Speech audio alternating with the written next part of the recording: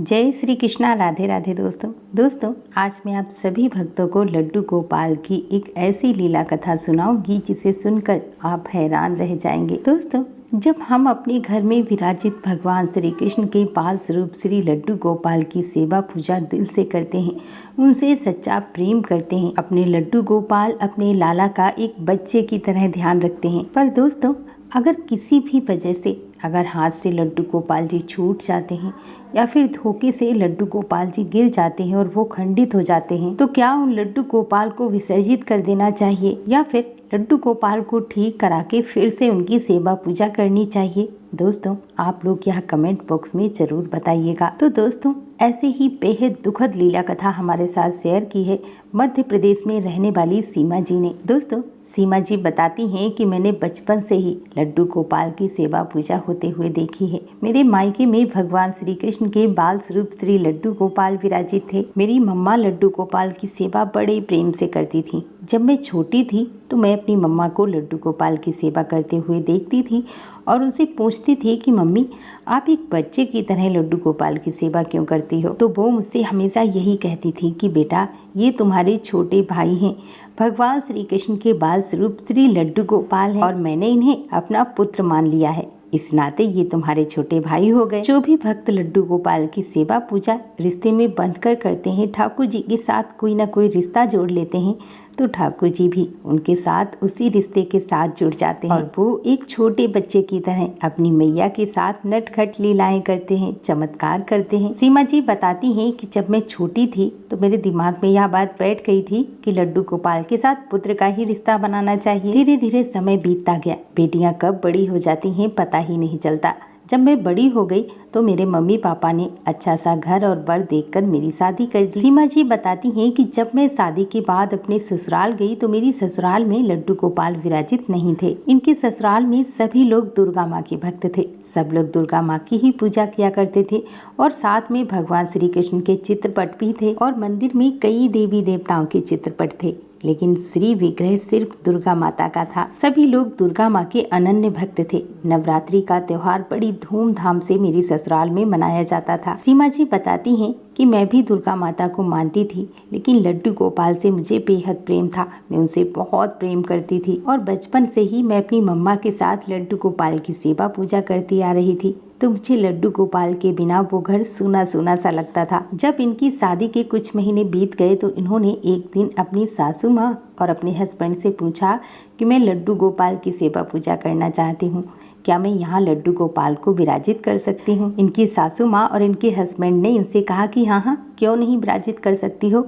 वो तो नारायण हैं, श्री हरि हैं, इस अनंत ब्रह्मांड के मालिक भगवान श्री कृष्ण हैं। वैसे हम लोग तो दुर्गा माता की ही पूजा करते हैं। अगर तुम लड्डू गोपाल की सेवा पूजा कर सकती हो तो तुम उन्हें विराजित कर सकती हो। सीमा जी बताती हैं कि मैं अपनी सासू माँ की बात सुनकर बहुत खुश हो गई कि मेरे ससुराल वाले मेरी बात मान गए। अब मैं अपने ससुराल में लड्डू गोपाल को विराजित कर सकती हूँ। और इसके बाद मैं जन्माष्टमी वाले दिन अपने यहाँ लोकल मार्केट से ही लड्डू गोपाल का श्री विग्रह लेकर आई और उसी दिन बड़े ही धूमधाम से अपने लाला की प्राण प्रतिष्ठा की और उनकी सेवा पूजा शुरू कर दी। तभी मुझे अपनी माँ की बात याद आई कि लड्डू गोपाल की सेवा एक पुत्र के रूप में करनी चाहिए। वात्सल्य भाव से लड्डू गोपाल की सेवा पूजा करने से लाला बड़े खुश होते हैं। ये जैसे ही मुझे याद आया तो मैंने अपने लड्डू गोपाल के साथ पुत्र का रिश्ता बना लिया और मैं भी पुत्र भाव से अपनी मैया की तरह लड्डू गोपाल की सेवा पूजा करने लगी। ठाकुर जी को स्नान कराना, उन्हें वस्त्र पहनाना, उनका श्रृंगार करना, उन्हें भोग लगाना, दिन भर में अपने लड्डू गोपाल का ध्यान रखती थी। शाम को अपने लड्डू गोपाल को शयन कराती। समय कब निकल जाता, दिन कब निकल जाता था पता ही नहीं चलता। मेरे लड्डू गोपाल मेरे लाला 6 नंबर के थे। बहुत ही सुंदर मेरे लाला थे। मैं उनसे बहुत प्रेम करती थी। धीरे धीरे समय बीतता गया और शादी के लगभग 2 वर्ष के बाद ठाकुर जी की कृपा से मुझे पुत्र की प्राप्ति हुई और मैंने अपने बेटे का नाम कृष्णा रखा। कृष्णा जब छोटा था तो मुझे उसे भी समय देना पड़ता था, उसका भी ध्यान रखना पड़ता था। इसीलिए जब मैं लड्डू गोपाल की सेवा नहीं कर पाती थी तो मेरी सासू माँ लड्डू गोपाल की सेवा करती थी। बताती हैं सीमा कि ऐसा बिल्कुल भी नहीं था कि मेरे बेटा हो जाने के बाद मैं लड्डू गोपाल की सेवा नहीं करती थी, लेकिन जब कभी मैं उसमें व्यस्त हो जाती, उसकी मालिश करती, उसको नहलाती धुलाती, उसका भी काम हो जाता था, तो मेरी सासू माँ ही लड्डू गोपाल की सेवा करती थी। सीमा जी बताती हैं कि एक दिन हुआ यूँ कि मेरे बेटे की तबीयत बहुत ज़्यादा ख़राब थी, उसे बहुत तेज़ बुखार था और इसीलिए उस दिन मैंने सुबह जल्दी स्नान नहीं कर पाया, तो मैंने लड्डू गोपाल को भी स्नान नहीं कराया। मैंने सोचा कि चलो सासू माँ लड्डू गोपाल को स्नान करा देंगी और भोग लगा देंगी। दोस्तों, सीमा जी बताती हैं कि मुझे नहीं पता था कि इतनी भयंकर घटना घट जाएगी। मैं कभी भी अपने लाला को अपनी सासू माँ को स्नान नहीं कराने देती, मैं खुद ही अपने लाला को स्नान करा देती। बताती हैं सीमा जी कि जब मेरी सासू माँ लड्डू गोपाल को स्नान करा रही थी, तभी बहुत जोर की आवाज़ आई, जैसे कोई बड़ा बर्तन गिरा हो। वो आवाज़ सुनकर मैं डर भी गई, क्योंकि किचन में कोई भी नहीं था। मेरी सासू माँ लड्डू गोपाल को ही स्नान करा रही थी। मेरा ध्यान सीधे लड्डू गोपाल की तरफ गया और मैं दौड़कर सासू माँ के पास गई। और जैसे ही नज़र मेरी लड्डू गोपाल पर जाती है तो मैं देखती हूँ कि मेरे लड्डू गोपाल जी का एक हाथ टूट गया है। सीमा जी बताती हैं कि लड्डू गोपाल की ऐसी हालत देखकर मैं सिहर जाती हूँ, मेरे रोंगटे खड़े हो जाते हैं। दोस्तों, आप लोग यह बात समझ सकते हो, जब हम अपने घर में विराजित लड्डू गोपाल की सेवा पूजा करते हैं और उनके साथ ऐसी कोई घटना घटती है तो हमारा क्या हाल हो जाता है। हमें बहुत बुरा लगता है कि मेरी वजह से मेरे लाला के चोट लग गई। सीमा जी बताती हैं कि मेरे हाथ पांव काम नहीं कर रहे थे, मेरी आंखों से लगातार अश्रु बह रहे थे। मैं बहुत ज़्यादा रो रही थी कि मेरी वजह से ही मेरे लाला को चोट आई है। दोस्तों, बताती हैं सीमा जी कि दीदी, मेरे लड्डू गोपाल जी जब खंडित हो गए तो मेरी सासू माँ भी बहुत ज़्यादा परेशान हुई। उनकी आंखों में अश्रु आ गए और वो कहने लगी कि मेरी वजह से ही लड्डू गोपाल जी खंडित हुए हैं, इसमें मेरी ही गलती है। लेकिन बहू, मैं क्या करूँ, मेरे हाथ कांपने की वजह से लड्डू गोपाल मेरे हाथ से छूट गए। मैं बहुत ज़्यादा परेशान थी कि मेरे लड्डू गोपाल जी खंडित हो गए थे। उस दिन पूरी रात मुझे नींद नहीं आई और मैं यही सोचती रही कि अगर मैं लड्डू गोपाल को स्नान करा देती तो शायद मेरे लाला खंडित नहीं होते। और यही सोच सोचकर लगातार मेरी आंखों से अश्रु बहते रहे। मेरे हस्बैंड ने, मेरी सासू माँ ने मुझे बहुत समझाया कि कोई बात नहीं, लड्डू गोपाल का श्री विग्रह ही तो था, इन्हें हम विसर्जित कर देंगे, इसके बाद हम दूसरे लड्डू गोपाल ले आएंगे, उनकी तुम सेवा पूजा करना। लेकिन दोस्तों, जिन लड्डू गोपाल से हम प्रेम करते हैं, जिनकी छवि हमारे आंखों में बसी होती है, उन्हें हम कभी भूल नहीं सकते। बताती हैं सीमा जी कि मैंने अपनी सास और अपने हस्बैंड की बात मानकर लड्डू गोपाल को एक पीपल के वृक्ष के पास बिठा दिया। मैं ऐसा करना नहीं चाहती थी, लेकिन लोगों ने मुझसे कहा कि खंडित विग्रह घर पे नहीं रखना चाहिए। मेरी सासू माँ ने भी, मेरे हस्बैंड ने, इसी वजह से मुझे लड्डू गोपाल को पीपल के वृक्ष के नीचे बिठाना पड़ा। ऐसे ही धीरे धीरे कई दिन बीत गए। मुझे लड्डू गोपाल की बहुत याद भी आती थी, पर मैं क्या कर सकती थी, क्योंकि मेरे ससुराल वाले कह रहे थे कि खंडित मूर्ति को, खंडित विग्रह को घर में नहीं रखना चाहिए, उनकी सेवा पूजा नहीं करनी चाहिए। ऐसे ही धीरे धीरे कई दिन बीत गए। सीमा जी बताती हैं कि ऐसे ही एक दिन मैं सो रही थी, तभी मैंने एक ऐसा सपना देखा जिसे सुनकर आप लोगों की भी आंखें नम हो जाएंगी। सीमा जी बताती हैं कि मेरे हस्बैंड, मेरा बेटा, सास ससुर सभी लोग सो रहे थे, मैं भी सो रही थी। लगभग 2 से 2:30 बज रहा था और मैं अपने सपने में अपने लड्डू गोपाल को देखती हूँ और मेरे सामने वही खंडित लड्डू गोपाल जी बैठे हैं। उनका एक हाथ टूटा हुआ है और आश्चर्य कर देने वाली बात यह है कि वह लड्डू गोपाल जी बातें कर रहे हैं। वो लड्डू गोपाल जी रोते हुए मुझसे कह रहे हैं कि मैया, तुम्हें मेरी याद नहीं आती, तुमने मुझे इस तरह से बाहर निकाल दिया, मेरी अवहेलना की है।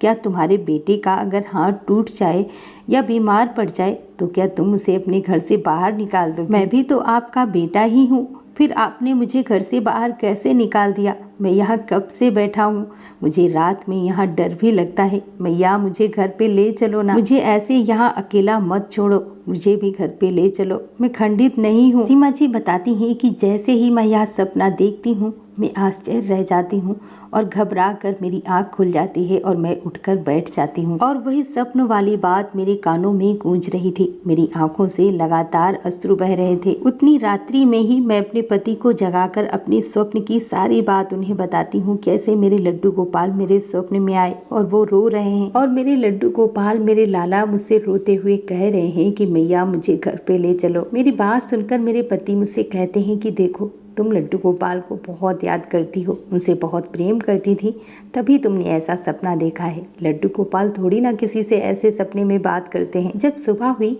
तो मैंने अपने स्वप्न की बात अपनी सासू माँ को बताई। सासू माँ ने भी मुझसे यही कहा कि तुम लड्डू गोपाल को बहुत ज़्यादा याद करती हो, उनसे बहुत ज़्यादा प्रेम करती हो, तुम्हारे दिमाग में वही बातें चलती रहती हैं, तभी तुमने ऐसा सपना देखा है। सीमा जी बताती हैं कि मुझे कुछ भी समझ में नहीं आ रहा था कि ये सब क्या है। अगले दिन मैं फिर से वही सपना देखती हूँ, वही मेरे खंडित लड्डू गोपाल जी, उनका हाथ टूटा हुआ है और वह रोते हुए मुझसे कह रहे हैं कि मैया मुझे यहाँ से ले चलो। मैया, क्या मैं तेरा लाला नहीं हूँ? क्या तू मुझसे प्रेम नहीं करती है? मैया, अगर तू मुझसे प्रेम करती है तो मुझे यहाँ से ले चलो। सीमा जी बताती हैं कि मैं फिर से यही सपना देखती हूँ और अपने स्वप्न की बात अपने हस्बैंड और अपनी सासू माँ को बताती हूँ। अब मैं अपने पति से बहुत ज़्यादा जिद करने लगती हूँ कि मैं अपने लड्डू गोपाल को फिर से अपने घर वापस लेकर आऊंगी। मेरे लड्डू गोपाल जी खंडित नहीं हैं, वो मुझसे बार बार स्वप्न में यही कह रहे हैं कि मुझे यहाँ से ले चलो। बताती हैं सीमा कि मेरे बहुत ज़्यादा जिद करने पर मेरे हस्बैंड मान जाते हैं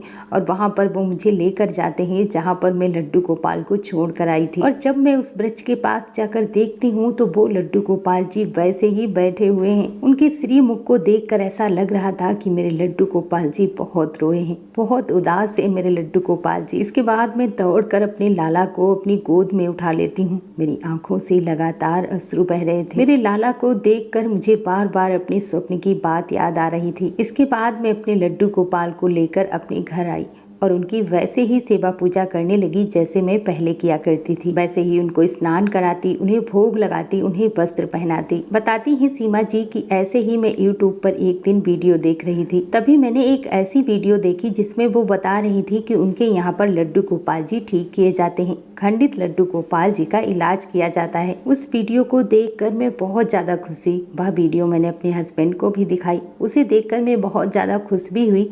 मेरे मन में एक आशा की किरण जागी कि अब मेरे लाला बिल्कुल ठीक हो जाएंगे। इसके बाद मैंने उनके दिए हुए नंबर पर कॉल किया, उनसे बात की और अपने लड्डू गोपाल जी उनके यहाँ भिजवा दिए। कुछ ही दिनों में हमारे लड्डू गोपाल बिल्कुल वैसे ही हो गए जैसे पहले थे। मेरे लाला बिल्कुल ठीक हो गए। कहीं पर से उन्हें देखकर यह नहीं लगता था कि वो कहीं से खंडित भी हो गए थे। दोस्तों, सीमा जी बताती हैं कि ये ठाकुर जी की लीला ही थी, ये उनका चमत्कार ही था कि खंडित होने के बाद भी उन्होंने मुझे स्वप्न में आकर कहा कि मुझे घर ले चलो और वह वीडियो देखकर मैंने अपने लड्डू गोपाल को ठीक भी करवाया। ये उनकी ही लीला थी, ये उनका ही चमत्कार था। दोस्तों, बताती हैं सीमा जी कि मैं आप सबसे बस यही कहना चाहती हूँ कि अगर आपके लाला भी खंडित हो जाते हैं किसी भी वजह से, तो आप वो गलती मत कीजिएगा जो मैंने की है। आप कभी भी उनको विसर्जित मत कीजिए। लड्डू गोपाल जी कभी खंडित नहीं होते। आप उनकी प्रॉपर वैसे ही सेवा पूजा करते रहिए और जब भी आपको समय मिले तो आप अपने लड्डू गोपाल को ठीक करवाइए, क्योंकि जितना प्रेम हम अपने लड्डू गोपाल से करते हैं उससे कहीं ज्यादा प्रेम हमारे लड्डू गोपाल जी हमसे करते हैं।